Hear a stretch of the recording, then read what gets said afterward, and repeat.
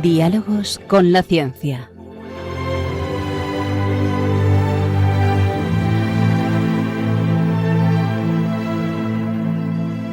Dirigido por Javier Ángel Ramírez.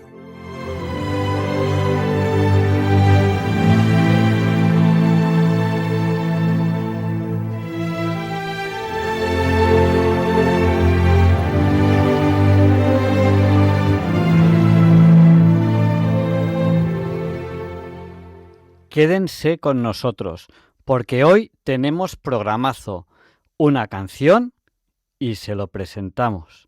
Bueno, no, primero vamos a presentarlo y después una canción. ¿Qué tenemos hoy? Buenas noches, estamos en Diálogos con la Ciencia, el programa para ti, que sabes que la verdad existe y la buscas. En Radio María, gracias a Dios, todos los viernes en sus 2 primeras horas. Transmitimos para todo aquel que quiera escucharnos. En España, a través de la frecuencia modulada y la televisión digital terrestre, donde pueden escucharnos en calidad digital. Y también nos pueden escuchar en cualquier lugar del mundo, como a través de internet en www.radiomaria.es o el canal de YouTube Radio María España o la aplicación para dispositivos móviles Radio María España. Muchas formas de escucharnos. Bueno, ¿qué tenemos hoy en el programa? ¿Quién nos lo va a contar? Venga, Marta, te ha tocado. No, sí, que lo tienes en el chat, en nuestro chat. Venga, no te despistes. Cosas del directo es lo que tiene hacer radio con niños. Luego, Marta, nos dices cuántos años tenías cuando cantaste una canción que ahora vamos a escuchar. Cuéntanos, ¿qué tenemos hoy? Hoy es un programa muy especial, muy veraniego también, y tranquilo y fresco. Hoy los niños de Diálogos de la Ciencia Los niños de Diálogos con la Ciencia planean y responden preguntas de la ciencia y tecnología. Hablaremos del eclipse recién vivido, un programa especial con mucha participación de oyentes por teléfono. Luego viene R², Ramírez, ¿y qué viene después? Luis Antequera presenta la sección de Historia y Diálogos con la Ciencia porque hoy no es un día cualquiera. ¿Y qué más? El profesor José Manuel Amaya presenta la sección de Curiosidades Científicas. ¿Y qué más tenemos? El profesor Luis Felipe Verdeja presenta la sección de Sociedad de Científicos Católicos de España. Hoy va a ser un programa muy especial, se lo aseguro, pero antes vamos a recordar una canción que hace tiempo que no escuchamos y que ya va siendo hora de que volvamos a escuchar. No es esta, es esta.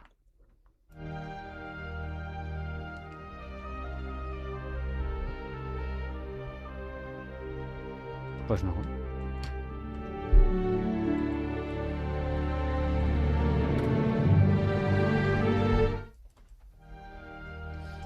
Pues no tenemos la canción, parece ser. Pues nada, pues empezaremos sin esa canción.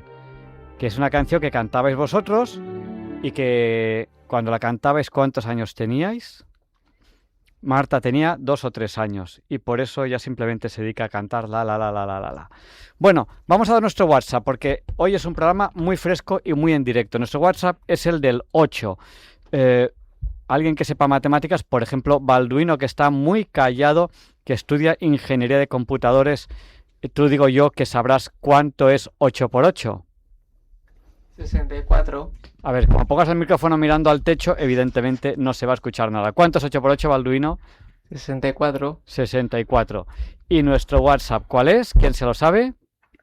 Nuestro WhatsApp es 6488. No. 64 9 888871. Son 4 8 y 7 1 también es 8. Nos están ya saludando ahora mismo al WhatsApp. Tomás de Plasencia. Chimita, que no sé dónde estás, estés donde estés, abrazo fuerte para ti. Juan Antonio de Vilafranca de los Barros. María del Pilar de Murcia. Jesús de Vigo. Gustavo de Oviedo. José Antonio y Pepe, que están en Sevilla, creo yo.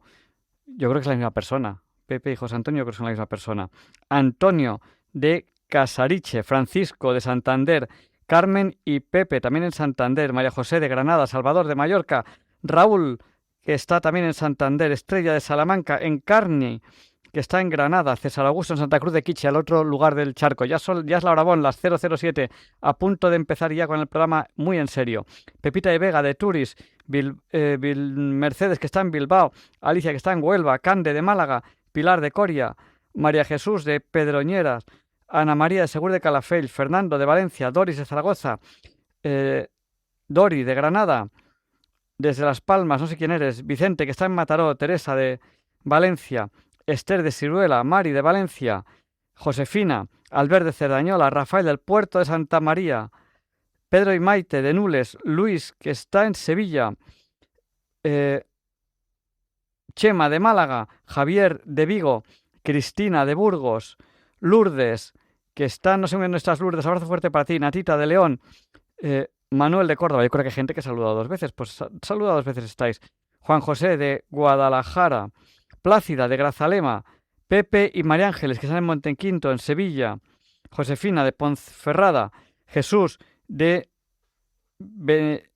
Alicante, bueno, un lugar de Alicante que ahora mismo me estoy liando de cuál es, María Jesús de Camirreal, Rosa de La Rioja, Ana de Valencia, bienvenido, de Vilaseca, Pilar de Salamanca, Giovanna de Quito, Ecuador, abrazo fuerte al otro lugar del charco, Carlos de Arbores, Belarmino, que está en Doha, Qatar, abrazo fuerte a Qatar, espero que no estéis pasando mucho calor allí, Maribel, que está, y Sara, que están en Cartagena, Mar de Quintanar de la Orden, Leonor de Ibiza, María José de Huesca, alguien de Las Palmas, abrazo fuerte a todos vosotros. Bueno, es la hora Bond, y hoy, ¿cómo empezamos la hora Bond?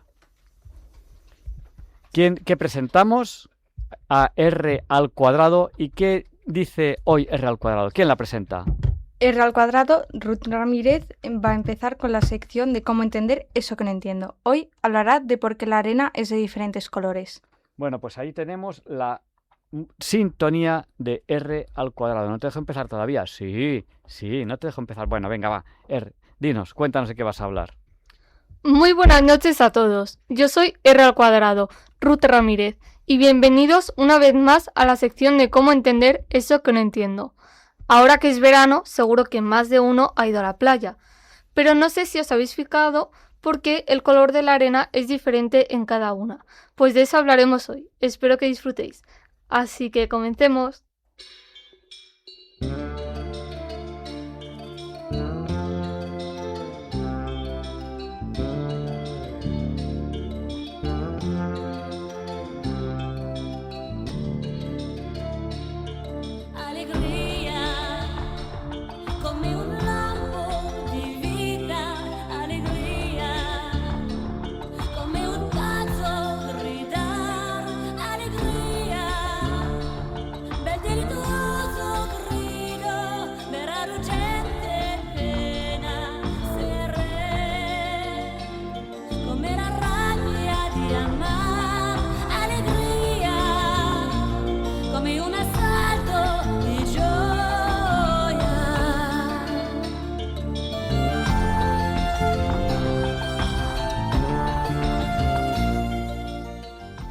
No es solo cuestión de estética el tono de la arena, sino que nos da información de la geología y la historia de la región. Es muy común ir paseando por la orilla mientras te llega alguna ola a los pies y sentir la arena.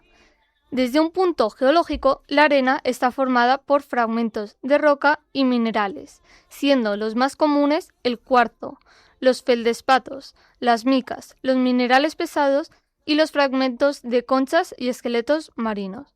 Y ahora bien, ¿cuál de todos estos es el más abundante en la arena? Pues es el cuarzo, formado por dióxido de silicio. Este es un mineral duro y resistente que puede provenir de diferentes tipos de roca, como el granito, el gnesis y la arenisca. El segundo componente más abundante en la arena es el feldespato. Estos minerales que contienen aluminio, silicio, potasio, sodio y calcio están en las rocas ígneas, metafórmicas y sedimentarias. Las micas, las más comunes, son las muscovita y la biotita. El grupo de minerales pesados son aquellos que tienen una densidad mayor a 2,5 gramos centímetro cúbico, como la magnetita, la ilmenita y el zircón. Estos son minerales que están en pequeñas cantidades en la arena y pueden provenir de diferentes tipos de rocas. La arena se define como partículas de roca o minerales con un tamaño de grano comprendido entre los 0,063 milímetros y los 2 milímetros de diámetro. Los granos de arena más pequeños, los de 0,063, se denominan limo, mientras que los más grandes, de más de 2 milímetros, se denominan grava. El color de la arena de la playa depende de la composición de los minerales de las rocas de los que provienen. Por ejemplo, las de color blanco suelen estar compuestas por cuarzo. Las de color marrón o rojizo pueden tener óxidos de hierro. Las negras o volcánica tienen fragmentos de basalto y otros tipos de roca volcánica. Caminar por la arena es algo agradable, menos cuando la arena está muy caliente y te abrasas el pie. Esta sensación de quemación es por una transferencia de calor. Los factores que influyen son la radiación solar, la composición de la arena, la humedad de la arena, su granulometría y el viento que sopla en ese momento en la playa. La principal fuente de calor en la arena es la radiación solar. Cuanto más intensa sea la luz solar, más se calentará. También depende de la composición de la arena. Si tiene colores más oscuros, como la negra o volcánica, estas tienden a absorber más el calor que las arenas que tienen colores claros. Seguramente os habéis dado cuenta que la arena seca tiene más calor que la arena húmeda, ya que el agua actúa como regulador de la temperatura, absorbe parte y dificulta su transferencia a nuestros pies. En cuanto a la granulometría, la arena fina tiene una mayor superficie de contacto con la piel, por lo que transfiere de forma más rápida y eficiente que la arena gruesa. El último factor es el viento. Por un lado, puede contribuir a la evaporación del agua en la arena, y eso hace que la arena se vuelva más seca y receptiva del calor solar. Y por otro lado, puede ayudar a disipar el calor de la arena y se vuelve menos caliente. Pues ya sabéis por qué la arena de la playa tiene ese color y además de qué depende que te quemes más la planta del pie. La información ha sido sacada de un artículo de Pedro Gargantilla. Espero que hayáis disfrutado y aprendido algo nuevo. Buenas noches y hasta la próxima.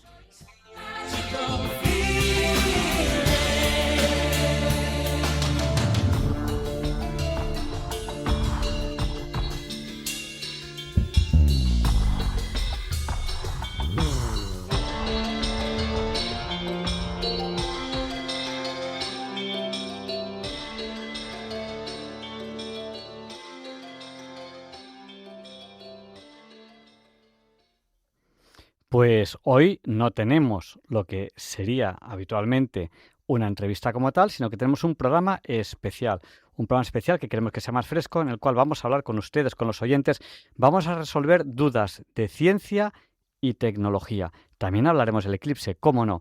Esta es la sintonía con la que presentamos la entrevista de la semana. Hoy los entrevistados son ustedes.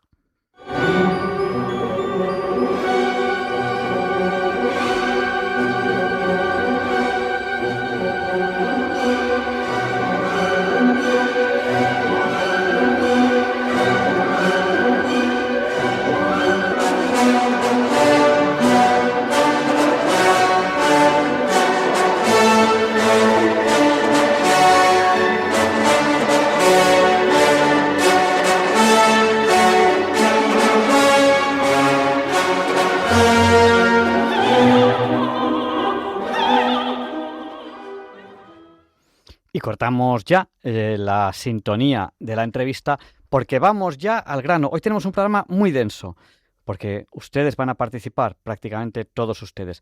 Vamos a empezar hablando del tema del día, el eclipse. Bueno, a ver, niños, ¿quién nos va a contar dónde vivisteis vosotros el eclipse? ¿Dónde estuvimos? Estuvimos en un sitio que se vio ¿cómo? ¿Parcial? ¿Total? ¿Cómo se vio? Total. Total. Bueno, de menor a mayor. Marta, te ha tocado para empezar. ¿Qué es lo que más te impactó del eclipse? Bueno, yo creo que la oscuridad, porque yo no sabía que se volvía todo oscuro y que se podía ver las estrellas. Uh-huh. Bueno, pues eso es lo que más le impactó a Marta. Siguiente, de menor a mayor. Teresa, ¿a ti qué es lo que más te impactó? Yo creo que el ver cómo la luz se va moviendo, en la parte que estamos viendo nosotros total estamos a oscuridad y tenemos luz a los lados y luego la luz se va acercando a nosotros. Sí, si miramos al cielo, vemos alrededor del sol tapado oscuridad y si miras a derecha o a izquierda, se ve en el aire, se ve color de día, porque claro, la atmósfera tiene color por los rayos del sol. Entonces, en la parte alrededor del sol que estaba tapada por la luna era negro y a derecha y a izquierda se veía claridad de día. Y de repente empieza a venir la claridad por nuestra derecha y cuando llega la claridad al sol, ¿qué pasa? Pues que de repente deja de haber el eclipse total y volvemos otra vez a eclipse parcial y hay que ponerse otra vez, ¿qué? Las gafas. Bueno, pues Marta y Teresa nos han explicado qué es lo que más les ha impactado a ellas. Luego van a preguntarnos ellos, y nosotros vamos a resolver también, dudas de ciencia y tecnología. Seguimos, de menor a mayor. Ruth, ¿a ti qué es lo que más te impactó? Pues sobre todo el cambio de temperatura que hubo, porque se hablaba mucho de que va a haber un cambio de temperatura, pero yo no pensaba que se iba a notar tanto. Y también me dijiste, que no me lo has dicho ahora, que te impactó la cantidad de gente que había. Sí, la verdad que me esperaba como que... O sea, muchas veces yo, por ejemplo, viví muchas cosas de las redes sociales que se empezaron a meter mucho miedo con el tema de quedarse ciegos y eso, entonces pensaba que iba a haber menos gente que iba a pasar del eclipse. Y había gente, ¿de dónde el más lejano? El que venía más lejos, ¿de dónde venía? De Estados Unidos. No, Ah, ¿no? el que había un australiano. Ah, es verdad. El de Estados Unidos había venido ¿a qué? A España. Solo a ver el eclipse. Solo a ver el eclipse. O sea, hay gente que viene, donde nosotros estábamos había uno, pero había muchísima gente que atravesaba el mundo entero para ver el eclipse. Gente de Estados Unidos, gente de Australia, porque realmente merece la pena. A mí me impactó que donde estábamos nosotros había muy poquitos españoles. Había españoles, pero muy poquitos.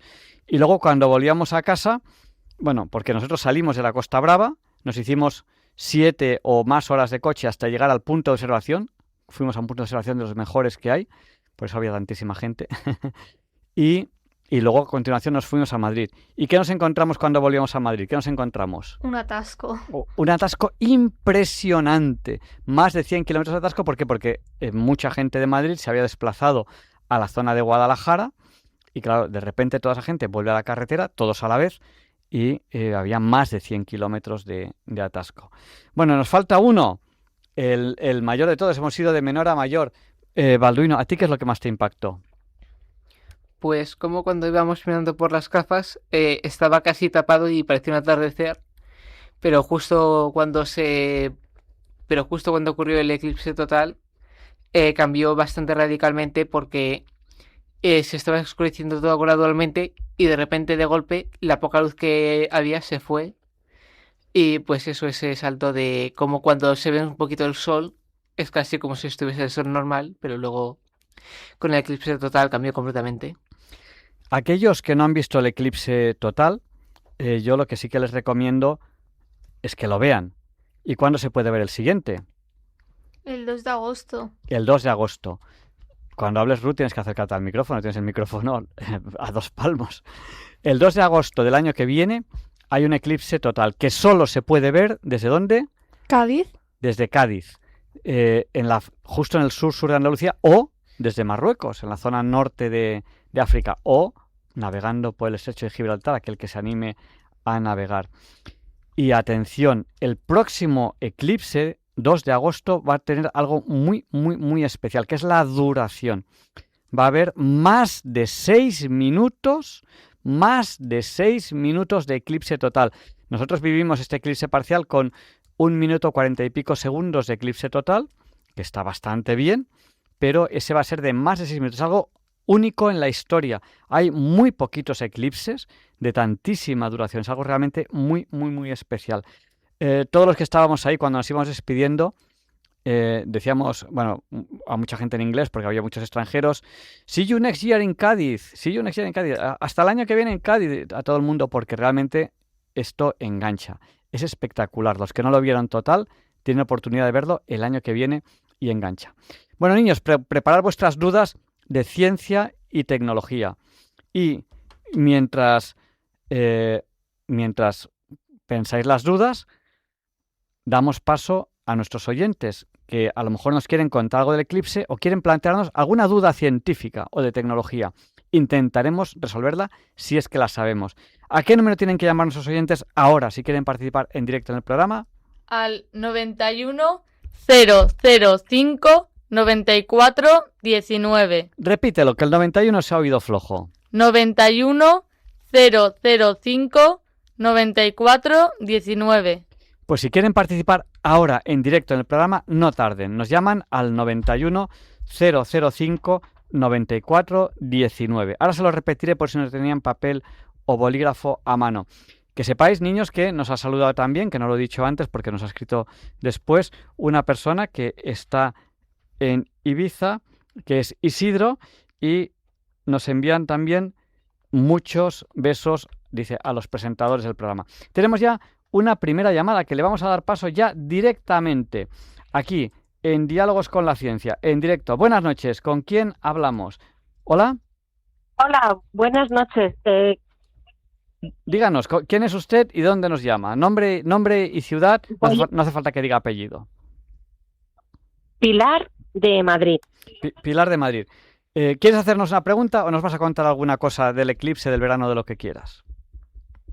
Pues mira, es que quería primero preguntar, porque yo lo vi en Guadalajara, cerca de Brihuega, y yo no vi que se vieran las estrellas. No sé si vi el eclipse total al 100% o si realmente a lo mejor lo vi al 98%. No llegué a ver las estrellas, pero sí que vi la corona de diamante que se llama, ¿no? ¿Te pudiste quitar las gafas? Sí. Lo vi luego sin las gafas. De hecho, tenía las gafas puestas. Uh-huh. Y de repente dije, uy, no veo nada. Claro. No se ve ni torta. Y entonces ya dije, no, me quité las gafas, y cuando me quité las gafas y vi aquello, es que dije, Dios mío, la creación de Dios, o sea, es impresionantemente preciosa. Uh-huh. O sea, me impactó, pero me llegó al alma. Luego también te encontrarás con el atasco volviendo a Madrid, como nos encontramos nosotros. Pues mira, no, porque tuvimos, bueno, el ángel de la guarda nos guió de tal manera que quisimos ir a lo que es el pueblo, luego nos desviamos por Archilla, creo que se llama, nos perdimos por ahí por el monte, se nos cruzó hasta un corzo, se nos cruzó, y luego a la vuelta en la carretera, como nos habíamos quedado a ver las perseiras, claro. y bueno, a la vuelta volvimos como a la 1 de la madrugada, 2 menos 20, y bien, la verdad es que muy bien. Ya había pasado el atasco. Bueno, te van a responder los niños. Me has dicho que te llamabas, perdona, Pilar.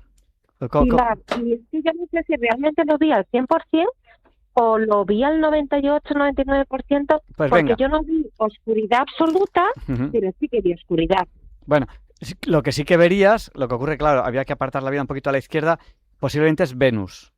Sí, Venus sí Vale. que lo vi. Pues eso, es que no se veían muchas más estrellas, ¿eh? Yo digo estrellas, pero se veía fundamentalmente Venus y alguna más, pero había que fijarse que estábamos todos mirando a los rayos que salían alrededor de la Luna. Entonces, si alejamos un poco la vista hacia la zona oscura, se veía flojita alguna más. ¿Qué te responden las niñas? Venga, a ver, ¿qué queréis decirle? Muchas gracias. Nada. ¿Quién iba a responder? Ruth iba a responder. Bueno, las estrellas, yo lo que entendí que era como que si mirabas o sea, no al sol directamente, sino un poco más abajo, había como un montón de luces parpadeando, blancas. Bueno, sí, se veía alguna estrella. Tiene que apagar la radio. La persona que nos ha llamado tiene que apagar la radio porque está acoplándose un montón. Le queremos dar paso, pero vale, ya la ha apagado. ¡Ay! Ha colgado. Claro, es que tiene que apagar la radio. Bueno, pues estamos en Diálogos con la Ciencia, en Radio María, en directo, respondiendo dudas de los oyentes, no solo del eclipse, sino cualquier duda de ciencia o tecnología. Y nuestro número, al que tienen que llamarnos si quieren participar ahora en directo en el programa, ¿cuál es? El 91 005 94 19. Y mientras seguimos aquí recibiendo llamadas, venga, de menor a mayor. O Balduino, ¿quieres ser tú el primero en preguntar una duda de ciencia o tecnología? ¿No tenéis dudas? ¿Nadie tiene ninguna duda? Yo quería preguntar, que me da curiosidad, que me he puesto a pensarlo, y entiendo más o menos cómo una radio emite ondas y luego otra radio puede pasar ondas a sonido, pero una cosa que me da un poco de curiosidad es cómo es que hay tantas frecuencias y no se intercalan unas con otras, porque las ondas, entiendo que si puedes pillar una frecuencia en concreto, pero ¿cómo es posible que tantos tanta gente emitiendo, tanta gente recibiendo, no interfiere unos con otros? Pues eso es importante. A ver, un emisor de radio lo que hace es ¿qué hace? Altera el campo electromagnético, produce una alteración del campo electromagnético. Y entonces tú tienes una antena que altera el campo electromagnético y otra antena que está en otro lugar se entera que se ha alterado el campo electromagnético. Podríamos decir de alguna manera que es como un condensador. En un condensador, Balduino, ¿tú has estudiado condensadores? No. No, ni siquiera en bachillerato. Bueno, no que me acuerde. No que te acuerdes. Bueno, voy a hablarnos tuyo de condensadores. Cuando se carga una placa con signo positivo o negativo, con carga eléctrica positiva o negativa, la otra se carga automáticamente del signo contrario. Vale, porque las cargas negativas se ven atraídas por las positivas se ven atraídas por las negativas. Bueno, no es así exactamente porque solamente se mueven las negativas, que son los electrones, las positivas no se mueven, pero cuando tenemos electrones, lo que hacen es que los electrones de la otra placa se van y entonces queda cargado positivamente. El caso es que cuando tú cargas una placa, la otra se entera y se mueven los electrones. Pues más o menos así funcionan dos antenas. Cuando una se carga positivamente, la otra se carga negativamente y viceversa. Vale, es algo parecido. Al final lo que estamos diciendo es que una antena, cuando tiene una carga positiva o negativa, altera el campo electromagnético. Pero la altera a muchos hercios o incluso gigahercios. ¿Vale? Es decir, cambia muy rápido de positivo a negativo, negativo a positivo, cambia muy rápido. Bueno, pues entonces si ponemos otra antena, la otra antena también cambia muy rápido. Es decir, la antena no filtra frecuencias. No filtra frecuencias. Toda alteración del campo electromagnético, la antena se entera. ¿Qué hace la radio? Pone un filtro. Y de todas las alteraciones que hay, se queda con las alteraciones que hay en cierta frecuencia en concreto.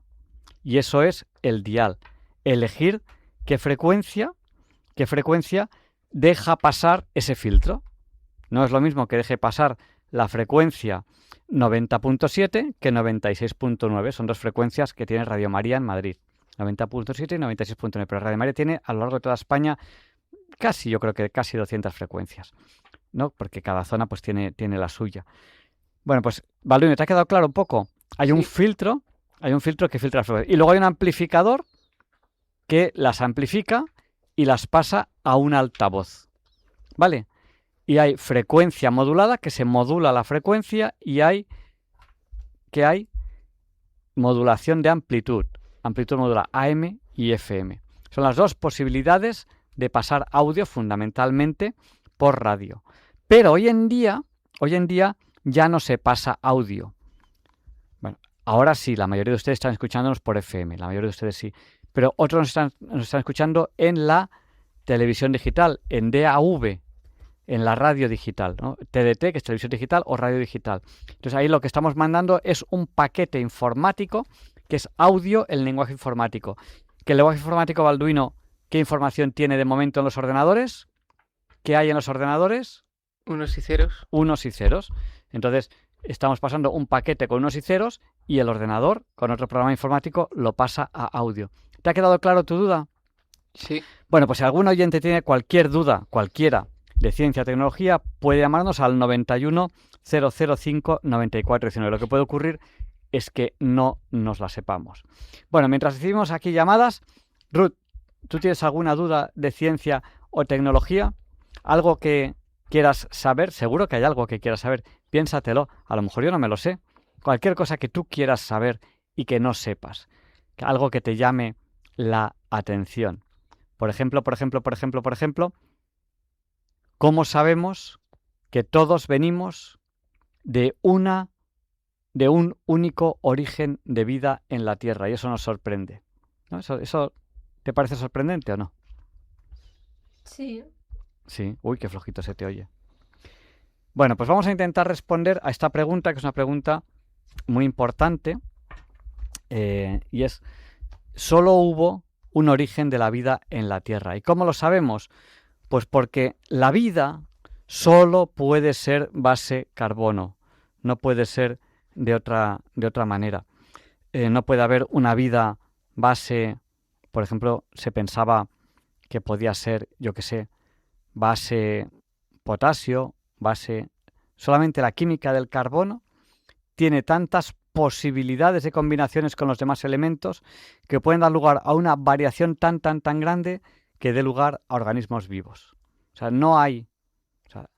los científicos que estudian la posible vida en otros planetas ahora mismo no manejan posibilidad de que haya vida que no sea base carbono. Es decir, la vida en cualquier lugar del universo, si existe, pensamos, es lo que no pienso yo aquí, sino piensan los científicos, que es obligatoriamente base carbono. Y el carbono tiene posibilidad de combinación dextrógira a derechas o levógira a izquierdas. Es decir, las moléculas se pueden formar a derechas o se pueden formar a izquierdas. Y hay moléculas exactamente iguales con la misma composición química a derechas o a izquierdas. Y la célula tiene muchos componentes de carbono, muchos. Entonces resulta que unos son a derechas y otros son a izquierdas. Eso da la firma de esa célula viva. Bueno, pues todas las células vivas de todos los organismos vivos del planeta tienen la misma firma. ¿Qué quiere decir la misma firma?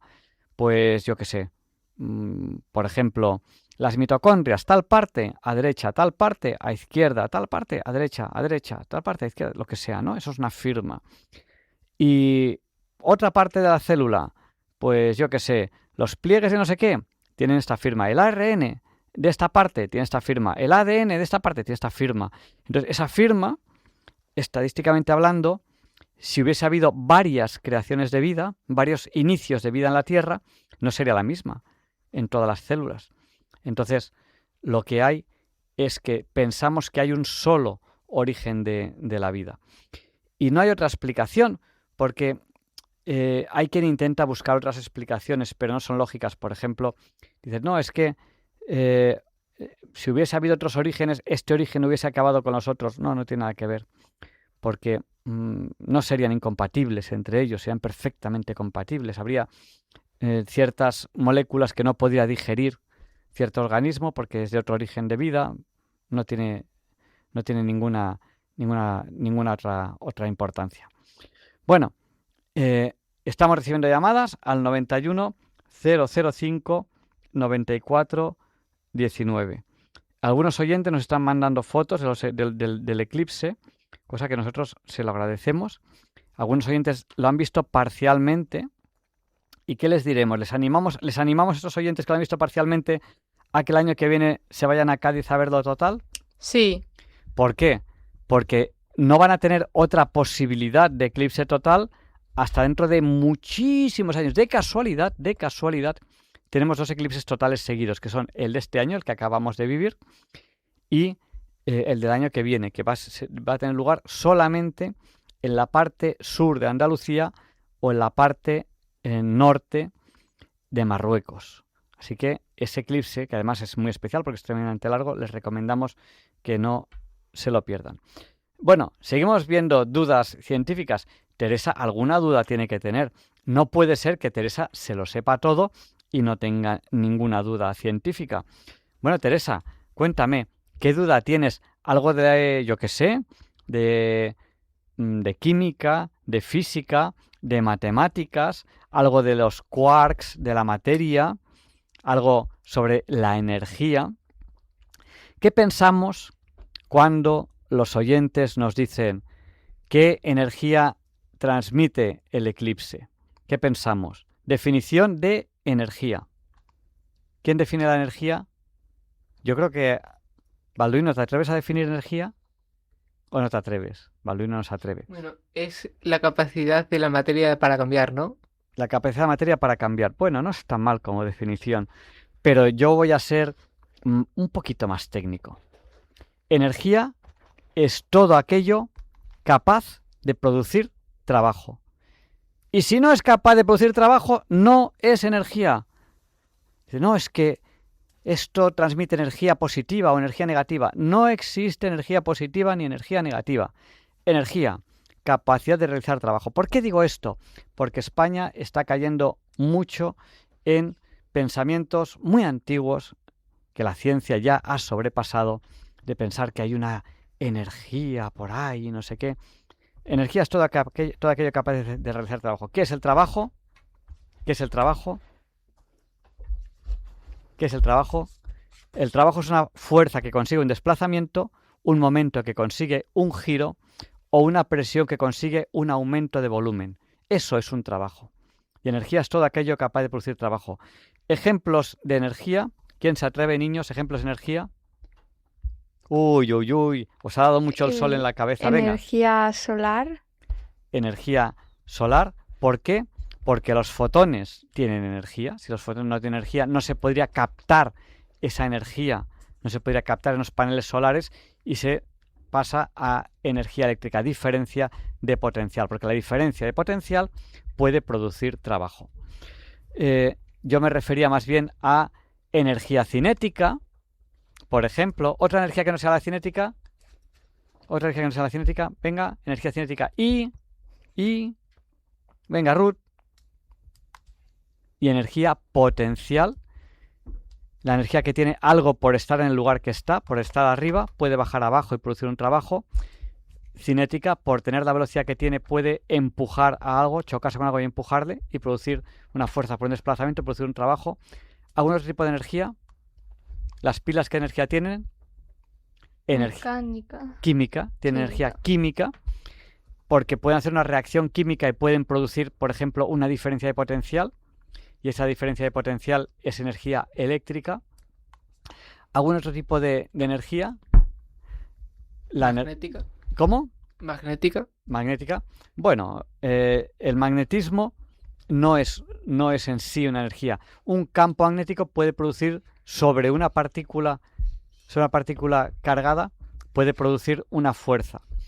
¿Qué diferencia hay entre el campo magnético y el campo eléctrico? El campo eléctrico produce fuerza directamente sobre las partículas cargadas y el campo magnético produce fuerza sobre las partículas cargadas en movimiento. Esa es la diferencia fundamental. Si las partículas están quietas, solamente actúa sobre ellas el campo eléctrico. Si las partículas se mueven, actúa sobre ellas el campo eléctrico y también el magnético. ¿Vale? ¿Qué es un campo? Un campo es una región del espacio que cada punto tiene una propiedad de un valor diferente, ¿vale? O puede ser un campo constante, pero tienen una propiedad física que puede tener un cierto valor. Nuestros oyentes no tienen ninguna duda, no hay ningún oyente llamándonos al 91 005 9419. Será que ya saben todo sobre el mundo. He hablado de trabajo. ¿En qué unidades se mide el trabajo? A ver, niños, que parece que os ha dado mucho el sol en la cabeza, no os acordáis. Newtons. ¿No? El trabajo se mide en newtons. Bueno, ¿qué hacemos con Balduino? Le suspendemos. ¿Qué se mide en newtons? ¿Qué se mide en newtons? La gravedad. sí, la fuerza, ¿no? La fuerza se mide en newtons. Balduino, te ha dado mucho el sol en la cabeza. ¿En qué se mide el trabajo? En julios. ¿Y por qué en julios? ¿Por qué? No sé. Porque en agosto no se trabaja, por eso el trabajo se mide en julios. Y por lo tanto, si la energía es capaz de realizar trabajo y el trabajo se mide en julios, ¿en qué se mide la energía?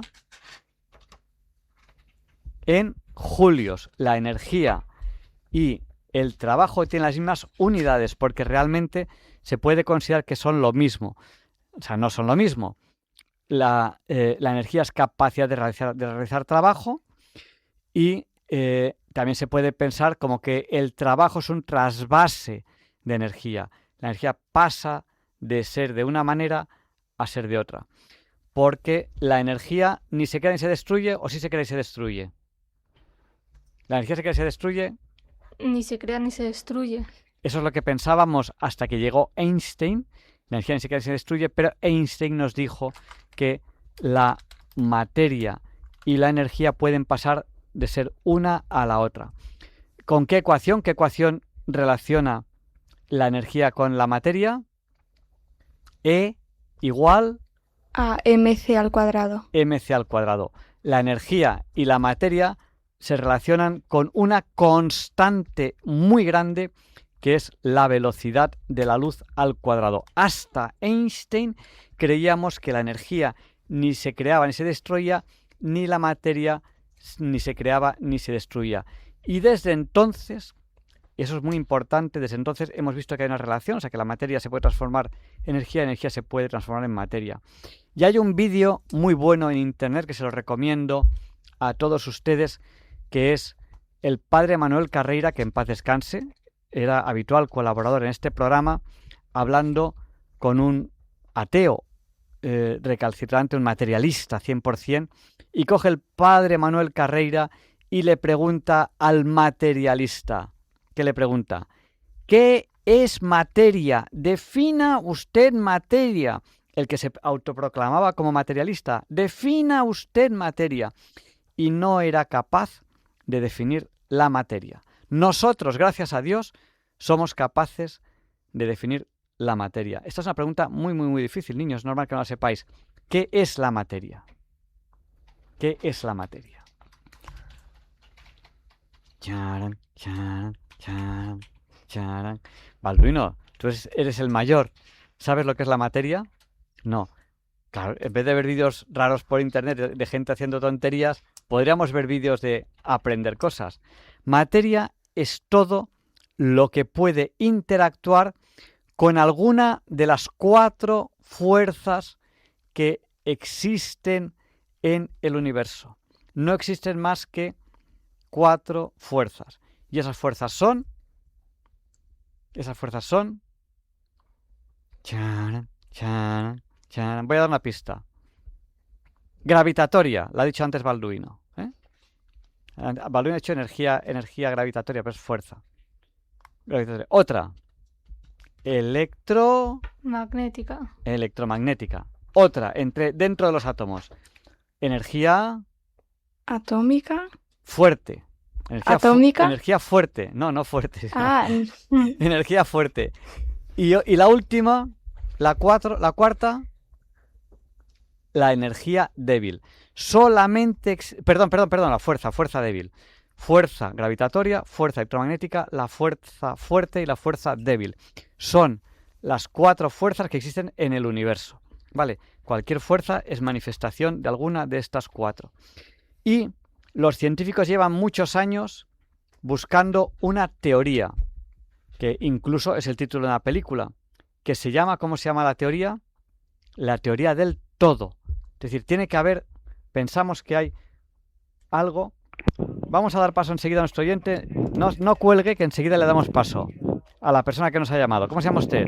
Mari, no cuelgue, que enseguida le damos paso. Pues tiene que haber una teoría que relacione esas 4 fuerzas, que es la teoría del todo. ¿Vale? Bueno, vamos a dar paso a Mari. Mari, buenas noches. hola, ¿Desde dónde nos llamas? Soria. Desde Soria. Bueno, eclipsazo en Soria, ¿no? Oye, a mí me supo a poco y me faltó tiempo.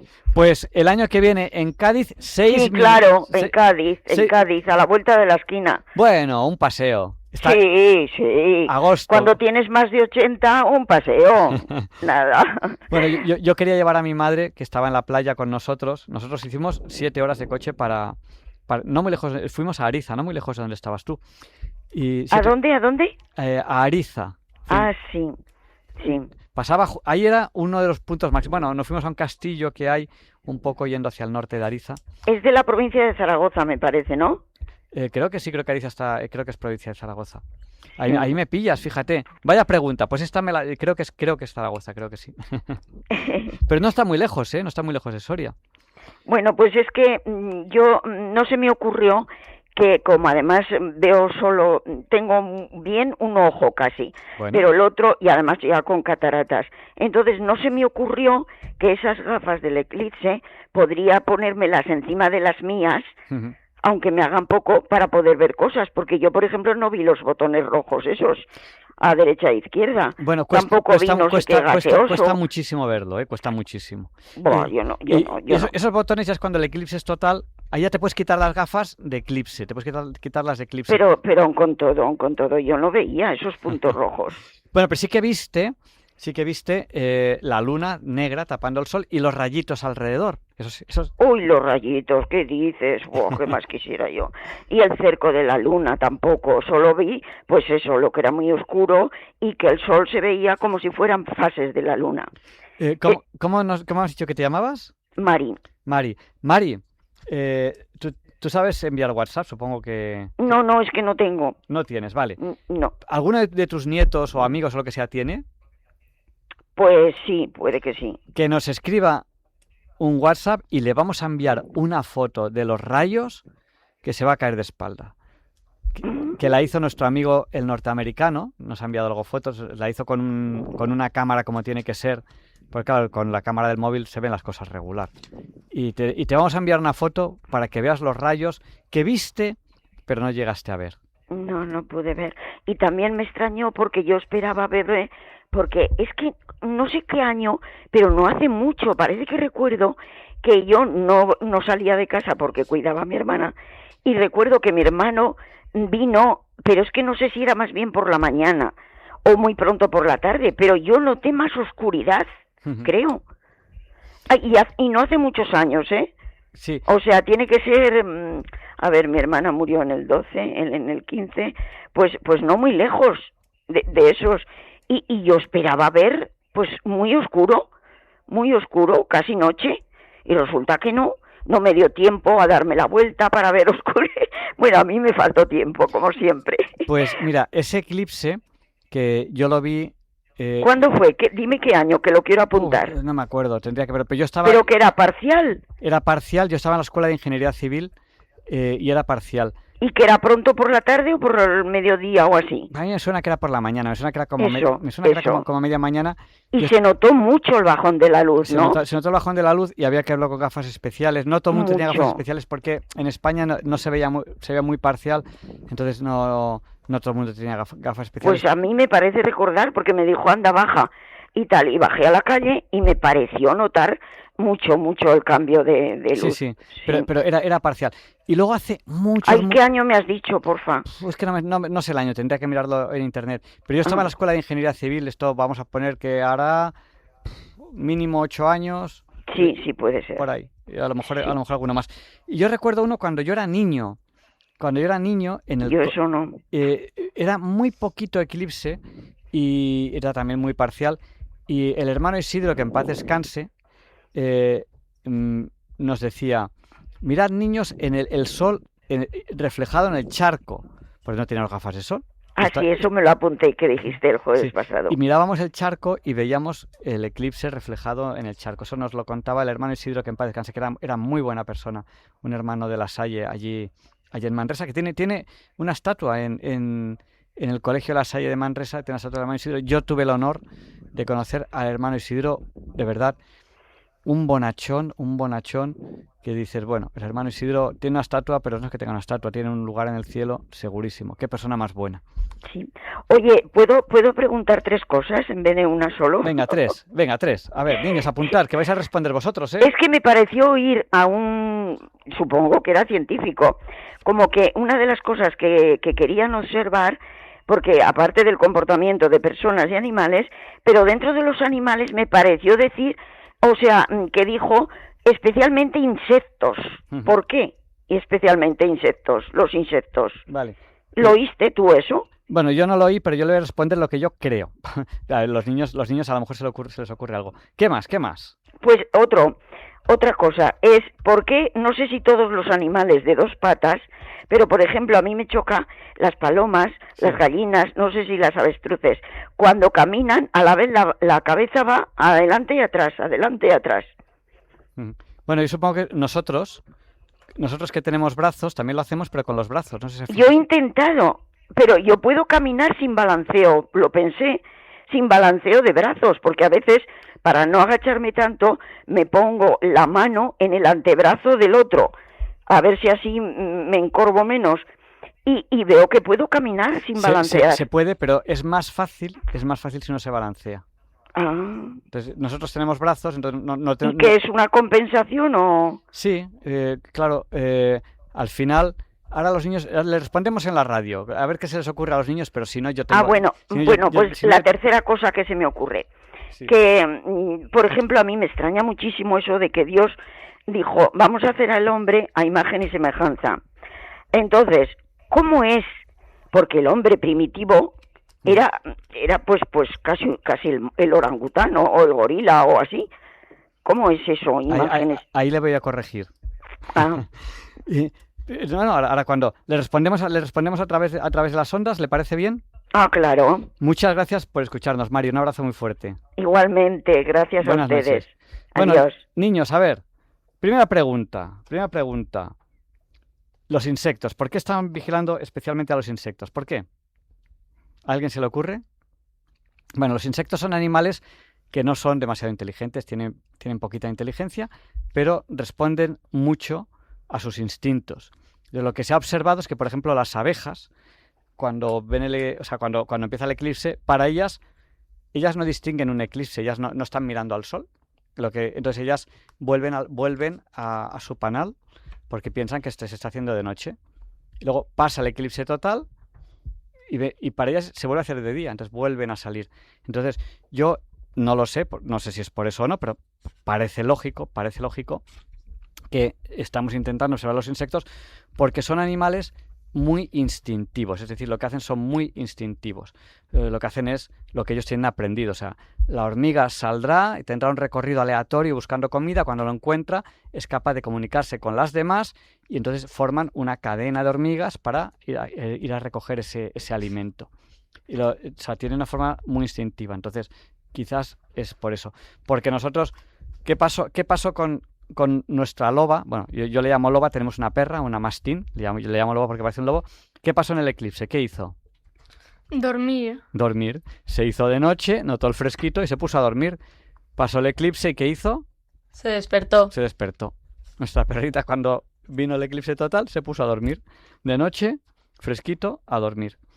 Bueno, siguiente pregunta. Las aves moviendo la cabeza adelante y atrás. ¿Qué decís vosotros? Tenemos un centro de gravedad, centro de esas masas, pues un poquito por encima del ombligo a lo mejor, ahí tenemos nuestro centro de masas. Cuando echamos un pie para adelante, nos descompensamos un poco, pues es cómodo compensar, echar algo para atrás. Entonces, nosotros echamos los brazos, los que no tienen posibilidad de echar atrás los brazos, por ejemplo, las aves que tienen las alas pegadas al cuerpo cuando están en tierra, echan la cabeza adelante y atrás. Entonces, prueben de caminar sin mover los brazos, cuesta un poquito más. Nosotros, sin que nadie nos lo haya enseñado, los movemos porque nos autocompensamos. ¿Vale? Y luego, a ver, hay un misterio. Yo no quiero meterme en la parte teológica porque yo no soy sacerdote. Y claro, hablar de la parte teológica aquí en Radio María, aquí hay mucho sacerdote. Pero yo sí le voy a hablar de la parte científica. Hay una diferencia muy importante entre... ¿alguien se atreve a responder sobre la creación de Dios que nos hizo orangutanes? Bueno, pues aparte, hay un momento en la evolución animal que un homínido no son los actuales monos. O sea, los monos no pertenecen a la misma rama que nosotros. Hay un momento en que se separan las ramas. Y están los actuales monos, todos ellos, y el ser humano. Hay un momento en que se separan. De manera que no hay ningún mono hoy en día que haya estado en nuestra rama. Ninguno. Hay un momento en que se separan las ramas evolutivas. Entonces, no dice, el hombre viene del mono. No. El hombre viene de un homínido anterior que viene de una rama común con el mono. Son primos, no somos hermanos, para que nos entendamos. No estamos en la misma rama evolutiva. Por lo tanto, el decir que el hombre viene del mono no es correcto científicamente hablando. Venimos de homínidos anteriores. Bueno, pues hay un momento en que el hombre adquiere inteligencia. Niños, ¿me podéis decir qué es la inteligencia? Pues la inteligencia se caracteriza... Dime. La capacidad de poder razonar las cosas. La capacidad de poder razonar las cosas. Bastante bien, bastante bien.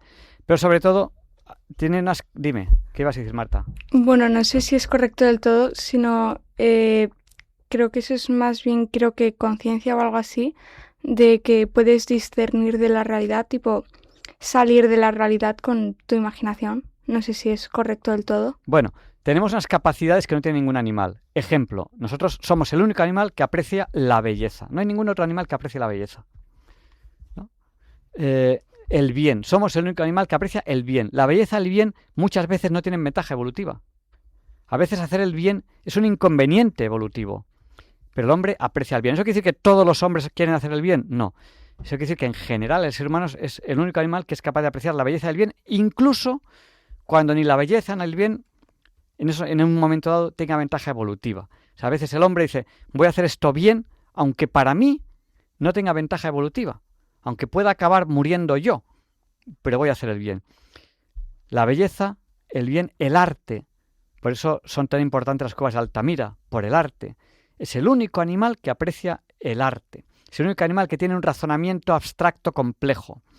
Bueno, pues hay un momento dado que el hombre vive en tribus. No existe todavía ningún pueblo, no existe todavía ninguna ciudad donde el hombre ya es Homo sapiens sapiens.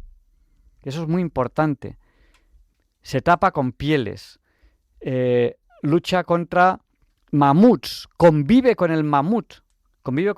Hace miles y miles de años esto. Muchos miles de años. Bueno, pues ese hombre antiguo lo cogemos con una máquina del tiempo y lo ponemos aquí. Cogemos un bebé antiguo de esos, lo ponemos aquí y es capaz de estudiar derecho, enfermería, ingeniería de computadores, Balduino, lo que sea. Es exactamente igual que nosotros en cuanto a su desarrollo, en cuanto a su inteligencia, y es muy importante, es algo muy curioso. La inteligencia no depende del tamaño del cerebro. Eso había un hombre que decía, había un científico muy importante, tremendamente inteligente, que él estaba empeñado en que cuanto más grande, porque él era un cabezón, cuanto más grande tenías el cerebro, más inteligente eras. Y decía, como las mujeres son algo más pequeñitas que los hombres, en general, decía, pues entonces el hombre es más inteligente que la mujer. Bueno, pues este señor donó su cerebro a la ciencia porque era muy inteligente. Cuéntame. Y encontraron agua, ¿no? Claro, encontraron agua. Encontraron que su cerebro era mínimo. Tenía una enfermedad que es que tienes el cráneo lleno de agua. Y sin embargo, con muy poquito cerebro, era tremendamente inteligente. Dime, Ruth, ¿qué ibas a decir? No, que eso creo que se llamaba como hidrocefalia o algo así. Tenía hidrocefalia. Bueno, niños, tenemos ya que despedirnos porque tenemos ya que dar paso a las distintas secciones. ¿Alguna última pregunta ha quedado en el tintero? ¿Alguien quiere hacer una última llamada al 910059419 o damos paso a las secciones? Esperamos una última llamada. Niños, ¿alguna pregunta de última hora? ¿Algo que queráis comentar? ¿Cómo se nota que estamos de vacaciones? Aquí hasta Balduino se ha olvidado de lo que es el Newton y tal. ¿Queréis que os cuente una anécdota? Sí. Yo me lo pasé fenomenal en la selectividad, lo que era la antigua EBAU, me lo pasé muy bien, me reí mucho. Y tengo una anécdota. ¿Qué soy yo en física? Cinturón negro. Cinturón negro, quinto dan de física. Se me da muy bien la física y siempre se me ha dado muy bien. Eso tengo que dar gracias a Dios. Y yo daba clase de física a mis compañeros de clase. El profesor de física, que en paz descanse, ¿cómo se llamaba mi profesor de física? No me acuerdo ahora mismo. Que en paz descanse, me suspendió. Yo fui todo ofendido y me dijo que no me aprobaría hasta que yo sacase un 8 en el examen. Y me ayudó a aprender mucha física. Y en selectividad me pusieron un ejercicio y en el ejercicio ponía una fuerza de, yo qué sé, me lo invento, 17N. Yo levanté la mano y ¿qué pregunté? ¿Qué era N? ¿Qué era N? Digo, oiga, perdón, esto de las N que son los números naturales, 17 por 1, 17 por 2, 17 por 3, 17 por 4, N son los números naturales. ¿Y qué hizo el profesor? Que eran newtons. Claro, el profesor se echó las manos a la cabeza, empezó a dar grandes zancadas por el pasillo. En ese momento yo pensé, posiblemente no son los números naturales. Y empezó a decir, ¡ay, Dios mío! Empezó a decir en voz alta, hay una unidad en la física, hay una unidad para la fuerza, el Newton y tal. Y yo, claro, 17N, 17 newtons. Pero yo estaba tan nervioso que dije 17N, 17 por 1, 17 por 2, 17 por 3. Bueno, vamos a dar paso a las secciones del programa. ¿Qué viene ahora? ¿Quién la va a anunciar? ¿Quién va a ser? Venga, anuncia qué viene ahora, Marta. Luis Antequera presenta la sección de Historia y Diálogos con la Ciencia porque hoy no es un día cualquiera. Pues allá vamos con esta sección de Historia de Diálogos con la Ciencia. It's a lovely day today, and whatever you've got to do, I'd be so happy to be doing it with you. But if you've got something that must be done, and it can only be done by one, there is nothing more to say, except it's a lovely day for saying it's a lovely day.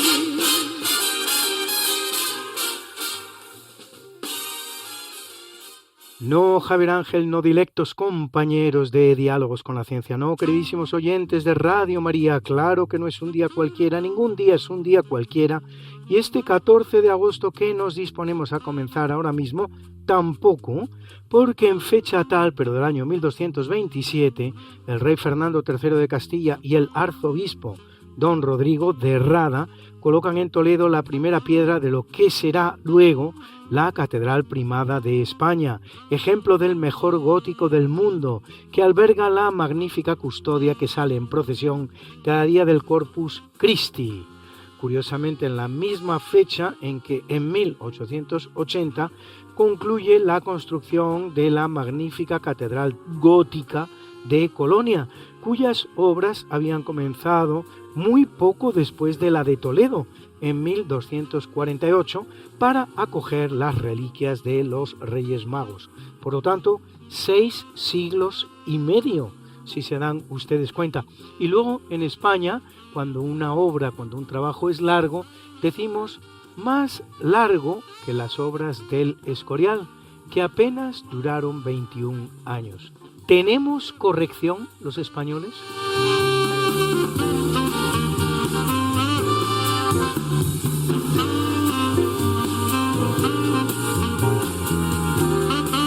En el capítulo siempre fecundo de la conquista, colonización y evangelización de América por los españoles, que va a permitir a los indígenas americanos el tránsito del Neolítico al Renacimiento en apenas 2 generaciones, un tránsito que a los europeos había costado 7.000 enteros años, en 1502 la cuarta expedición de Cristóbal Colón al Nuevo Mundo toma tierra en Honduras, a la que se llamará así por lo profundo de la costa.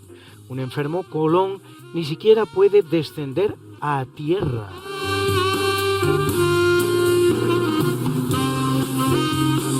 En 1592 se produce el avistamiento del marino inglés John Davis de las Islas Malvinas, cuyo descubrimiento se autoatribuyen consecuentemente los ingleses, solo que despreciando el que 72 años antes hiciera el cartógrafo español Andrés de San Martín, miembro de la expedición comandada por Magallanes en ese momento, la cual terminaría siendo circunvaladora con un jefe nuevo, Juan Sebastián Elcano.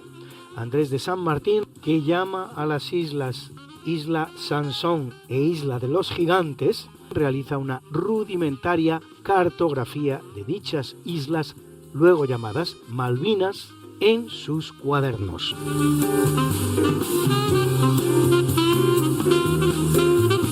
En 1598 se inaugura en Sevilla la Casa Lonja, que posteriormente se convertirá en el Archivo General de Indias, y así lo es al día de hoy.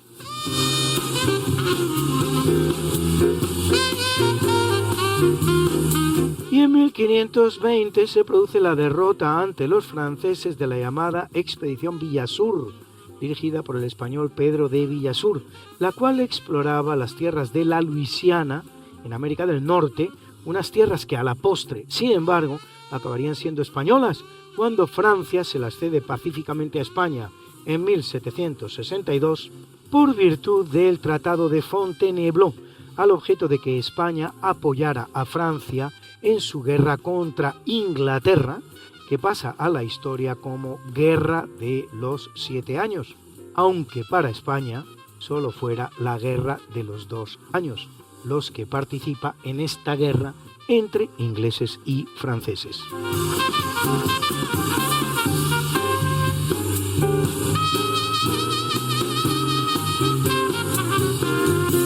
Corriendo el año de 1835, el norteamericano Jacob Perkins logra la patente del refrigerador, que él define como aparato para producir hielo y enfriar fluidos.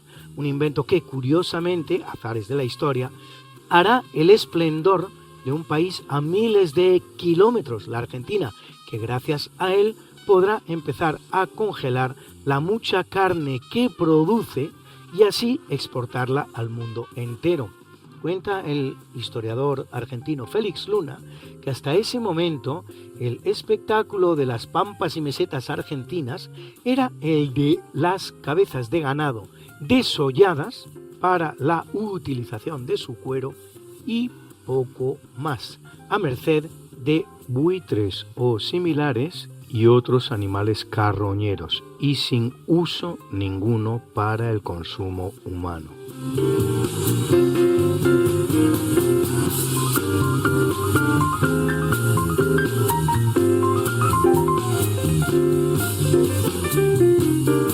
Corre el año de 1881 cuando en la Conferencia Sanitaria Internacional celebrada en Washington, el médico español Carlos Juan Finlay presenta un descubrimiento crucial al demostrar que el agente transmisor de la fiebre amarilla es la hembra fecundada del mosquito Aedes aegypti. De haber sido, pongo por caso, francés, hoy estaría enterrado en el Panteón de París junto a Madame Curie.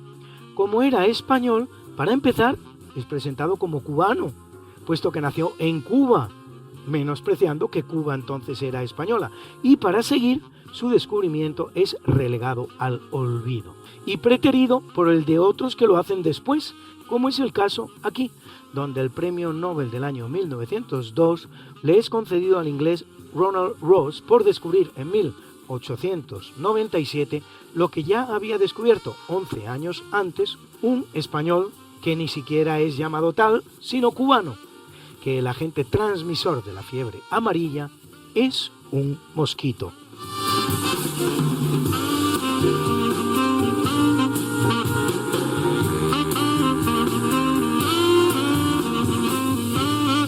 En 1945, después de sufrir las consecuencias atroces de 2 bombas atómicas norteamericanas sobre las ciudades de Hiroshima y Nagasaki, esta última, por cierto, la ciudad más cristianizada del territorio japonés, Japón se rinde a los norteamericanos durante la Segunda Guerra Mundial. Al día siguiente, 15 de agosto, el emperador declara por radio haber aceptado las condiciones acordadas en la conferencia de Potsdam para la rendición. Era la primera vez que los japoneses escuchaban la voz divina de su monarca en la radio. No representa el final de la guerra para Japón, cuyos ejércitos en China no se rendirán sino 20 días después.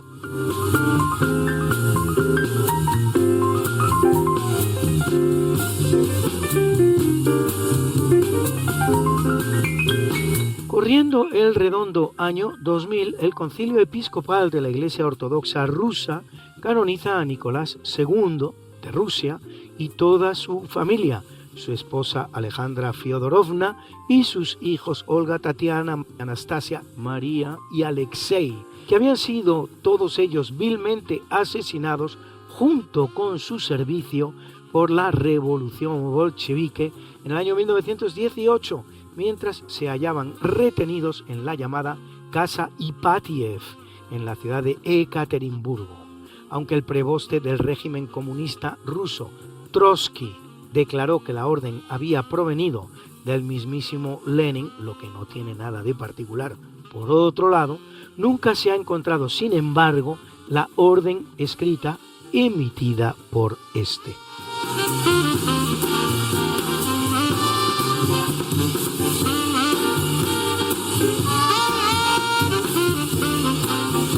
Y en 2002 parte de Algeciras con destino a Mónaco, la mayor estructura flotante del mundo construida por los grupos españoles FCC y Dragados. El dique, de 350 metros de longitud y 19 de altura, dispone de 400 plazas de aparcamiento, un puerto para embarcaciones de recreo e instalaciones para el atraque de cruceros de más de 200 metros de eslora, uno más de esos milagros de la ingeniería mundial con firma española.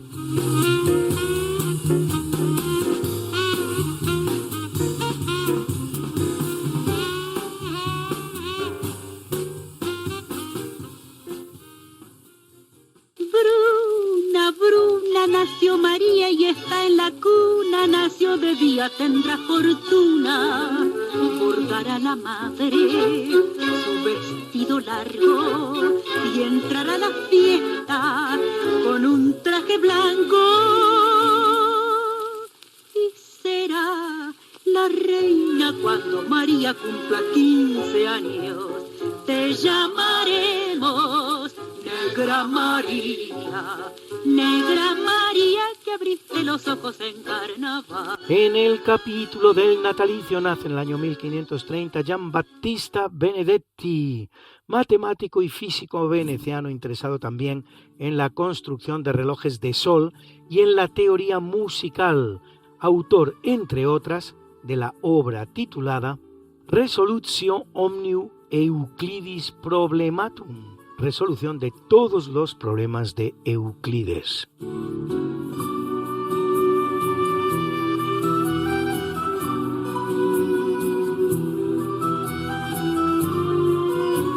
En 1742 viene al mundo Barnaba Niccolo Maria Luigi Chiaramonti, más conocido como Pío VII, vicentésimo quincuagésimo primer papa de la Iglesia Católica, de la Orden Benedictina, que lo es 23 años, entre 1800 y 1823, elegido en un largo cónclave de 104 días, celebrado en Venecia, ciudad dominada por los austríacos, dado que la ciudad de Roma estaba a su vez dominada por las tropas napoleónicas, un cónclave en el que, por cierto, el emperador austríaco usó de su poder de veto en hasta 2 ocasiones. Lo primero que hará Austria una vez elegido es reclamarle los territorios pontificios del norte de Italia, Bolonia, Rávena y otros. Ante la negativa del Papa a entregarlos, los austríacos le impiden coronarse en la Basílica de San Marcos de Venecia, teniendo que hacerlo con toda humildad en una capilla de un monasterio sin boato alguno, hasta el punto de que hubo de utilizar una tiara papal hecha de papel que le confeccionaron para la ocasión las damas venecianas. Tras regresar a Roma, se produce la segunda humillación que la silla de Pedro le tenía reservada, la de tener que presenciar en 1804 la proclamación de Napoleón como emperador en París en 1804, sin ser él el que le impusiera la corona, como era lo preceptivo en este tipo de ceremonia, ya que, como se sabe, al llegar ante el general Corso, este se la arrebató sorpresivamente de las manos para autoimponérsela a sí mismo. Y todavía una tercera, cuando en 1809 Napoleón da orden de secuestrarlo, traerlo a Francia y encerrarlo en Fontainebleau, mientras le arrebataba, ahora sí, los estados pontificios, unos estados que sin embargo recuperará poco después a la caída del general Corso, con fama de invicto a pesar de las muchísimas derrotas que cosechó en su vida, que a pocos soldados les ha sido dado el privilegio de perder tantas batallas como al pequeño general nacido en Córcega y autoproclamado emperador de los franceses, un imperio de 1 millón de kilómetros cuadrados que apenas duró 11 años. A cualquier cosa llaman imperio nuestros gabachos vecinos.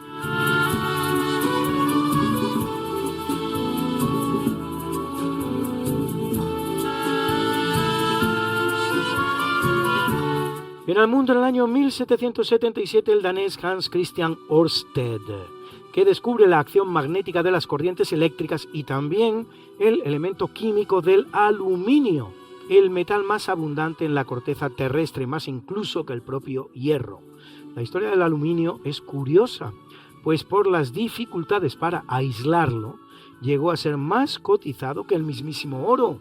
Si bien una vez que ello se consiguió, aislarlo, se ha convertido en un metal absolutamente corriente en nuestras vidas y en consecuencia muy barato, hasta el punto de constituir un elemento esencial de la industria del embalaje, con instrumentos tan cotidianos como las latas de aluminio o el papel aluminio. Piense usted cuando lo tenga en la mano que un día, hace unos añitos, valía más que el oro. E imagine también, si quiere usted, que un día, por la misma regla de 3, las latas de cerveza podrían ser de oro.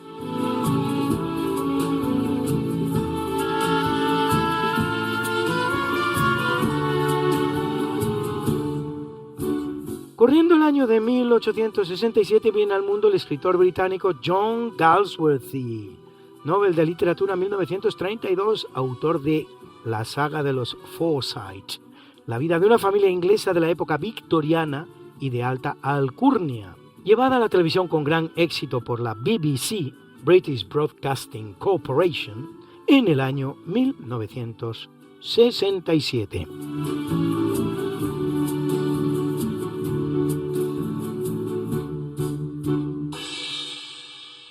En el año 1886 viene al mundo Arthur Jeffrey Dempster, físico estadounidense descubridor del isótopo 235 del uranio, que tendrá un papel importante en el desarrollo de las investigaciones relacionadas con la fisión nuclear.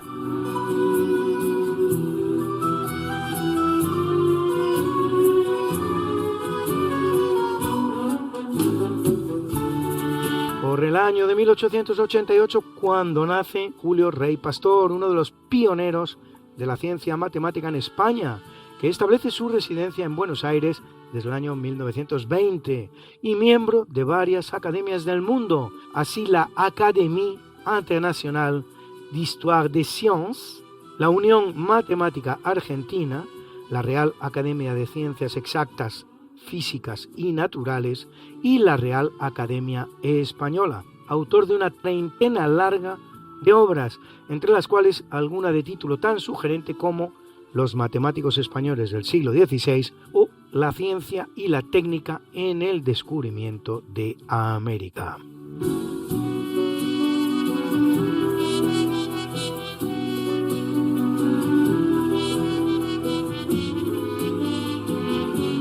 Viene al mundo en el año 1926 René Goscinny, de padres judeo-polacos pero nacido en Francia y criado en la Argentina.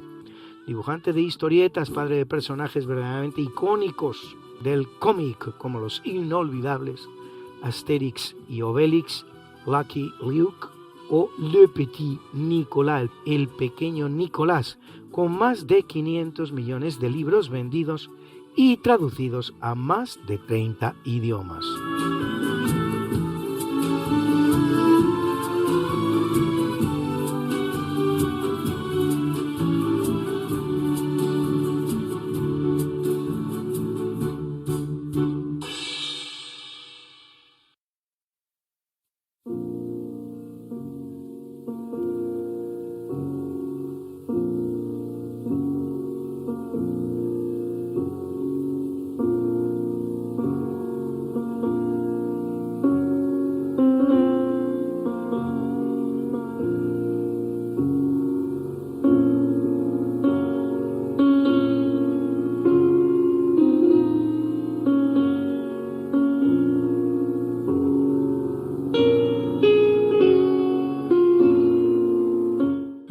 Capítulo del obituario. Muere en el año 1464 Eneas Silvio Piccolomini, más conocido como Pío II, vicentésimo décimo Papa de la Iglesia Católica, que lo es entre 1458 y 1464, 6 años, uno de los más notables humanistas de su tiempo, fundador de la Universidad de Basilea y generoso mecenas.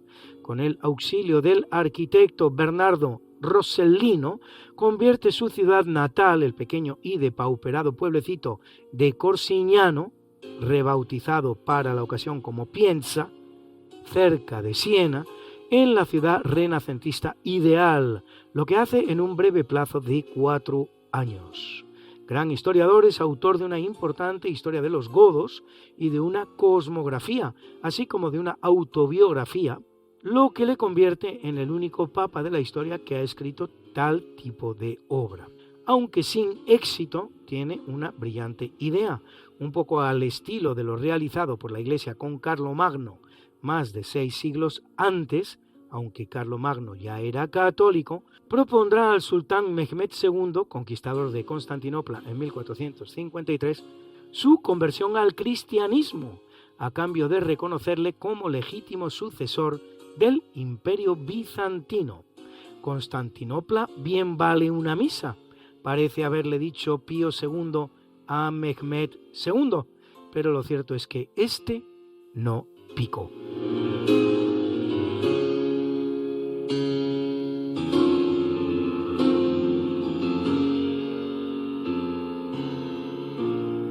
Y es un día triste en la historia del premio Nobel, pues en 1941 muere el francés Paul Sabatier, Nobel de Química en 1912 por el desarrollo de métodos de hidrogenación catalítica.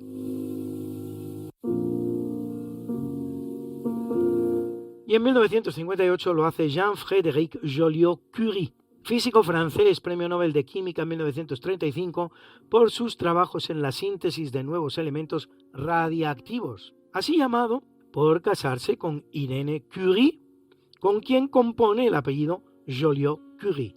Una Irene Curie que es la única persona del mundo que puede presumir de ser hija de 2 premios Nobel, su padre y su madre, esposa de un tercero y Nobel ella misma, pues como antes sus padres lo recibirá junto con su marido.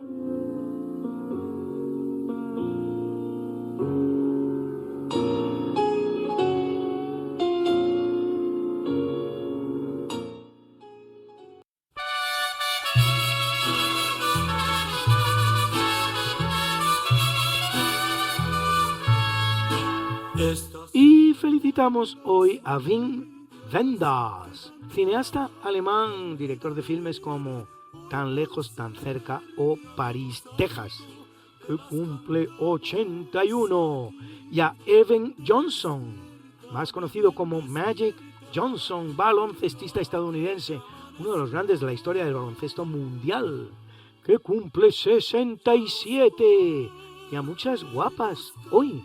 La soprano Sarah Brightman, ganadora de 180 discos de oro y de platino, protagonista de musicales como Cats, El fantasma de la ópera, considerada la banda sonora teatral más vendida de la historia, la cual cumple 66.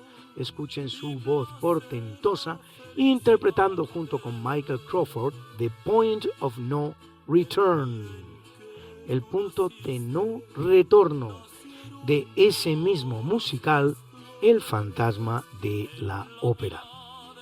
Past the point of no return, no looking back now, the games we've played till now are at an end.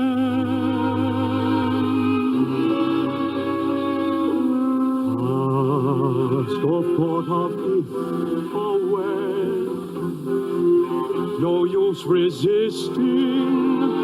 Abandon thought and let the dream descend. What raging fire shall flood the soul? What rich desire unlocks its door? What sweet seduction lies before us? Past the point of no return, the final threshold. What warm unspoken secrets will we learn? point of no return.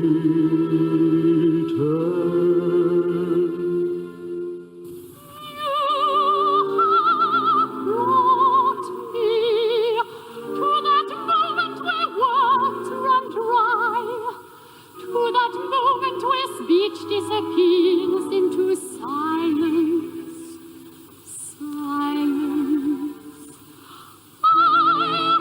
I have come here, hardly knowing the reason why. In my mind I've already imagined our bodies entwining, defenseless and silent, and now I am here with you, no second thoughts, I've decided,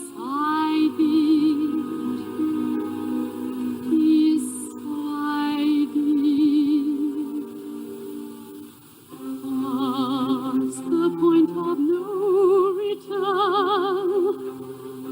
No going back now. Our passion play has now at last begun.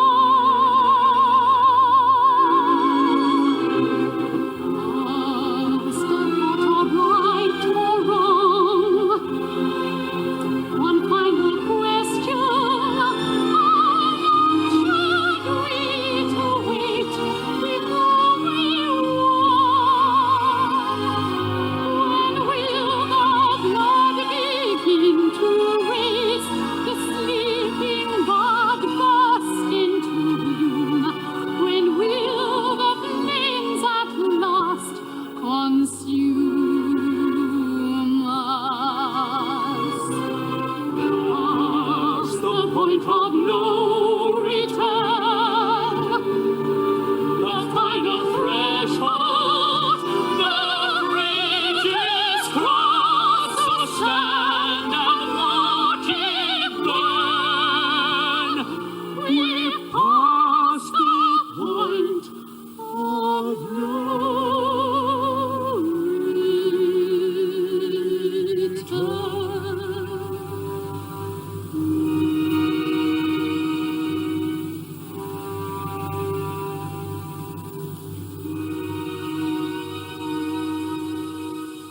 Say you'll share with me one love, one lifetime.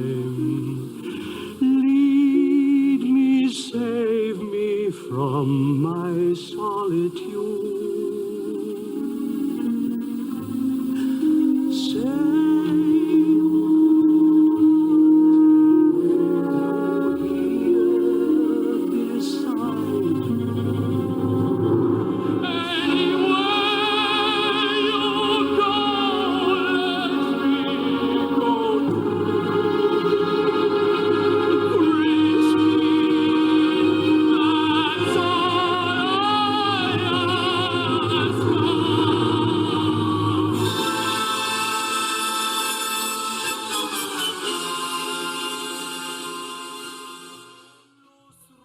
y a Emmanuelle Béard, actriz francesa protagonista de películas como Manon de Source, que cumple 63, y a la no menos guapa, Halle Berry, chica Bond, primera mujer negra que recibe el Oscar, cosa que hace por la película Monsters Ball, que cumple redondos 60. Hoy por ser día de tu santo te venimos a cantar.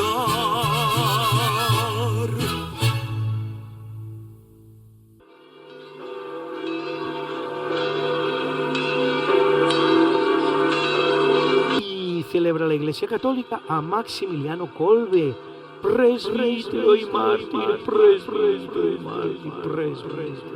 patrono de los radioaficionados, y a Eglón, Félix, Juniano, Marcelo, Rioveno, Ursicio, Demetrio y Tarsicio, mártires, a Betario y Calixto,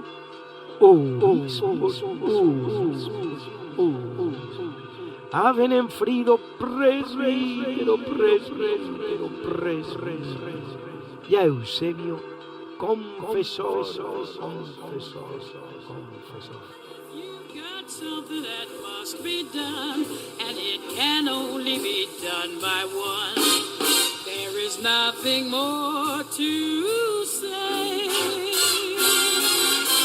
except it's a lovely day for saying it's a lovely day.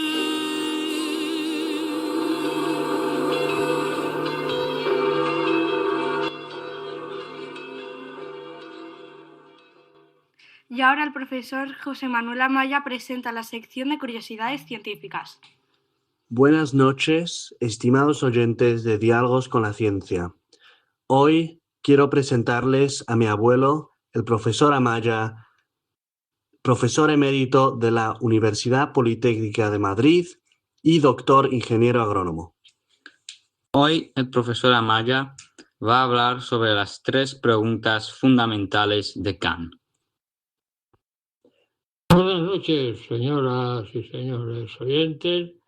Soy José Manuel Amaya García de la Escosura y mis nietos acaban de hacer mi presentación y mi presentación es sencilla porque es una continuación de lo que les dije a ustedes la semana pasada.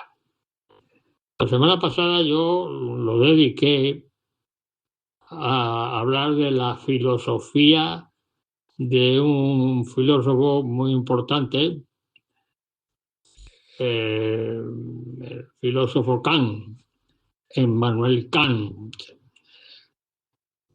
Ya les dije a ustedes que era alemán y que nació en Königsberg, que es una ciudad situada al norte de Alemania. En aquellos tiempos, claro, evidentemente, les estoy hablando del siglo XVIII, porque Kant nació en 1725 y murió en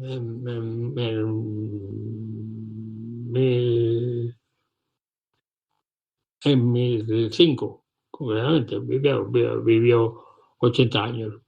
Y entonces Königsberg, que estaba al norte de Alemania en aquella época, cuando nació Kant, estaba en el norte de Alemania, muy próximo a Rusia.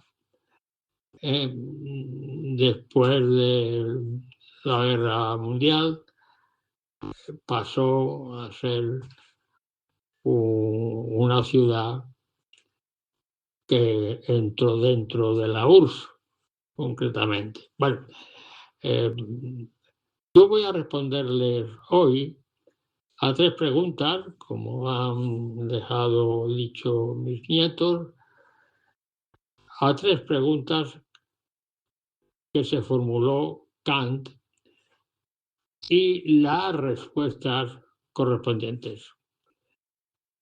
La primera pregunta es sobre la matemática. Y la pregunta es, ¿cómo es posible la matemática?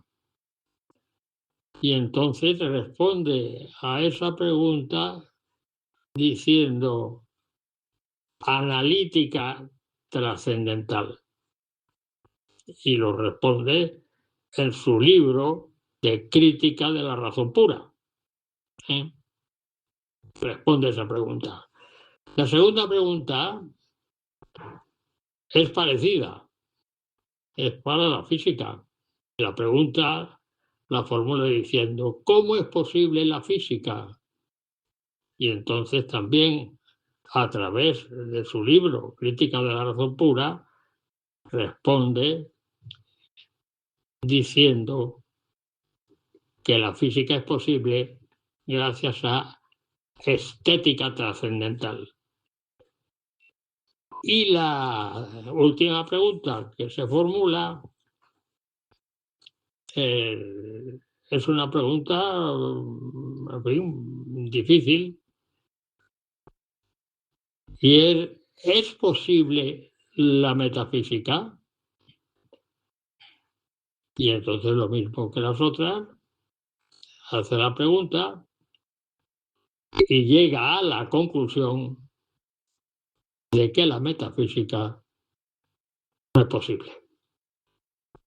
De modo que estas son las 3 preguntas básicas y fundamentales de este gran filósofo Kant, Immanuel Kant, que en realidad, voy a decir, a lo mejor piensan ustedes que voy a decir un disparate, no, de disparate nada.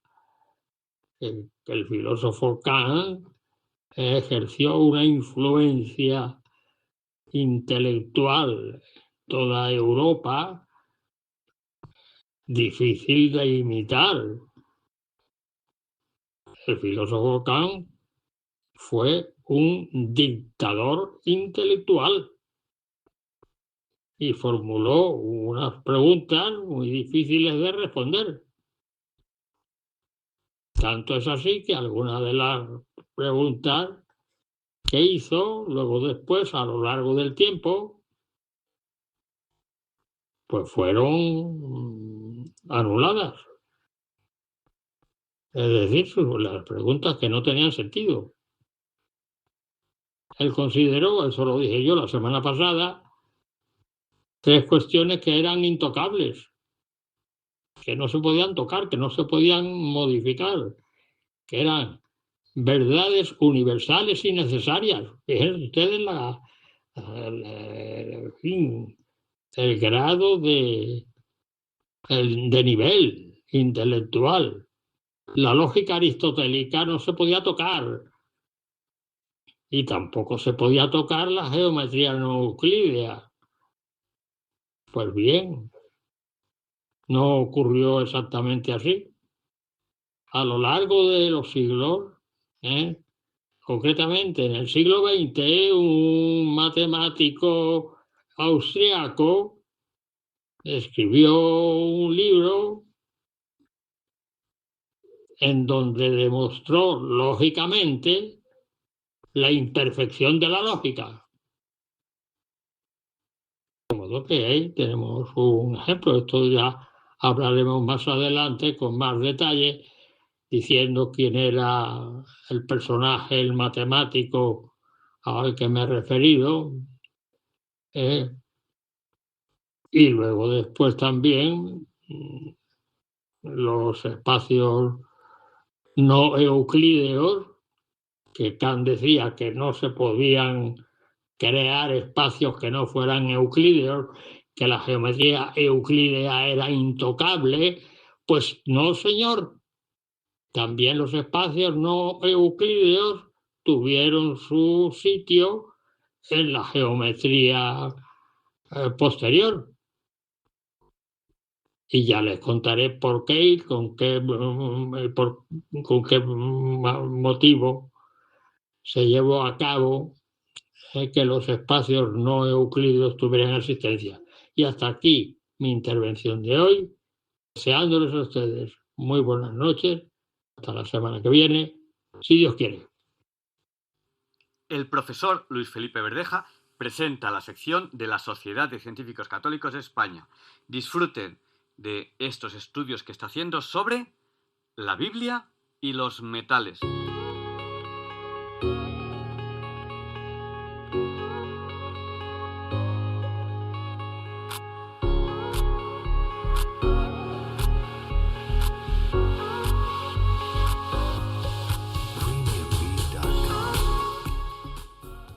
Buenas noches, oyentes de Diálogos con la Ciencia. Buenas noches, Javier Ángel. Soy Luis Felipe Verdeja, miembro de la Sociedad de Científicos Católicos de España. Trabajo como profesor emérito en la Universidad de Oviedo. En la entrega número 45 de la Biblia y los metales, se quiere alcanzar un punto y aparte e intentar desarrollar unas conclusiones de lo que han supuesto los contenidos difundidos desde que se iniciaron las entregas en Diálogos con la Ciencia en abril del 2023. En esta ocasión se podría haber continuado comentando las 3 citas explícitas del plomo en el texto del profeta Ezequiel y una referencia implícita del libro del profeta Jeremías. No obstante, como decía anteriormente, se ha querido optar en esta ocasión por comentar lo que han supuesto estas 45 entregas que están a punto de cumplir 3 años. Por otra parte, en abril del 2023 no podía imaginar alcanzar esta cifra. Se ha recorrido un camino en el que se podría identificar a un personaje que va quitando o apartando las ramas conforme avanza y descubre nuevas realidades y paisajes totalmente inesperados. En abril del 2023 se tenía en mente solamente comentar, en varias entregas no superior a la docena, las citas explícitas de los metales en los textos bíblicos. No obstante, ya en la entrega número 30 se había planteado un examen de conciencia sobre los resultados alcanzados en esas primeras entregas. Además de abrirse al estudio sistemático que presenta la ciencia y la tecnología de materiales moderna, se trataría la posibilidad de atender a las consideraciones que pudieran hacer referencia en los textos bíblicos a los materiales cerámicos, polímeros y compuestos. De la misma forma, también se había considerado pertinente reflexionar sobre aquellos términos y conceptos relacionados con la fabricación, la producción de materiales, tal y como puede ser el calor, el frío, el viento, el sol, los combustibles, el fuego o los hornos. Finalmente, se habría querido interrogar si en los tiempos del hombre bíblico se trabajaba lo que hoy entendemos por ciencia. Existe un amplio consenso en que la revolución científica que introduce la ciencia moderna en la historia se sitúa a lo largo del siglo XVII. Se identifica este acontecimiento con 2 sucesos. El primero, con la creación de la Royal Society en 1660 como primera institución científica moderna.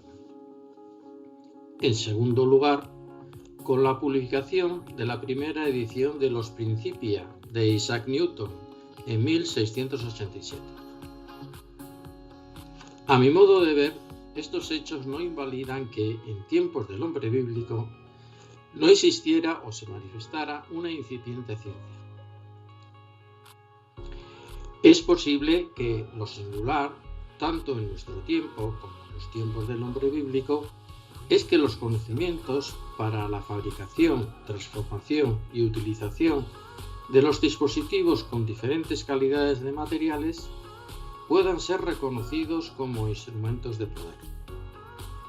El control sobre los conocimientos, tanto antes como ahora, no eran debatidos ni publicados en sociedades científicas ni en revistas de amplia divulgación, sino eran celosamente guardados como instrumentos de poder. Es posible que desde los tiempos bíblicos gran parte de los materiales, elementos citados de forma explícita, ya no despierten especial interés por la forma de fabricarlos o transformarlos en dispositivos útiles de interés comercial, aunque necesarios para sacar de la postración a los países pobres, provocar el desarrollo de los emergentes y el equilibrio de las economías desarrolladas, han perdido quizás el atractivo como instrumentos potenciales de poder, de ser considerados por las potencias militares y económicas del mundo como materiales estratégicos. No obstante, al igual que en los tiempos del hombre bíblico, actualmente se tiene una especial discreción en guardar secretamente las especificaciones, formulaciones y procesos de fabricación relacionados con vacunas, medicamentos o microchips utilizados en el movimiento de bombas o misiles. Conocer 1500 años antes de Cristo cómo podrían fabricarse espadas, lanzas y escudos resistentes ha tenido importantes consecuencias sobre la expansión y el dominio de unas civilizaciones y pueblos sobre otros. En nuestro tiempo, es posible que esto ya no suceda con el acero o el cobre, pero sí se pueden llegar a producir con otros elementos y productos los mismos secretos y restricciones científicas, políticas y militares que en los tiempos bíblicos. Muy buenas noches.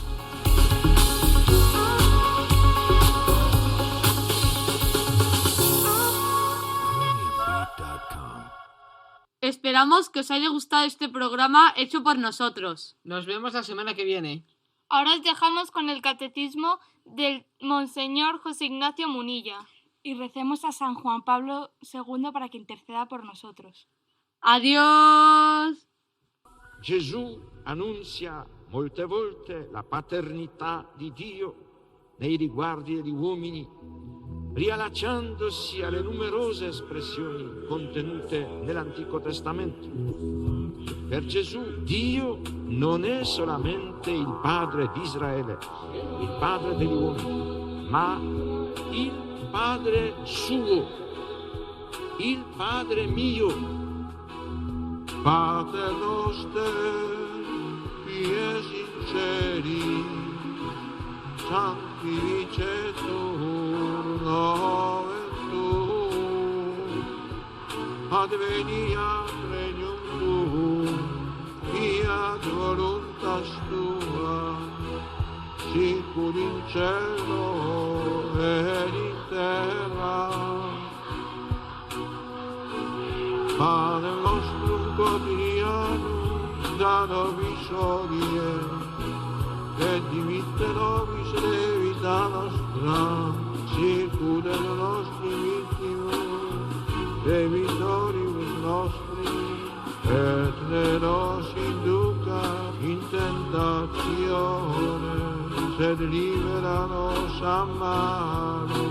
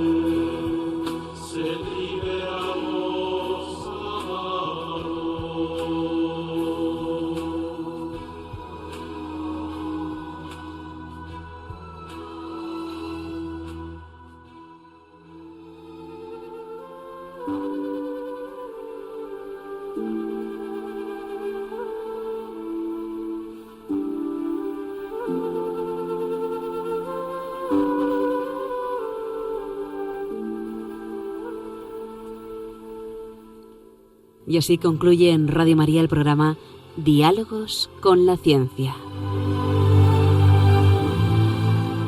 dirigido por Javier Ángel Ramírez.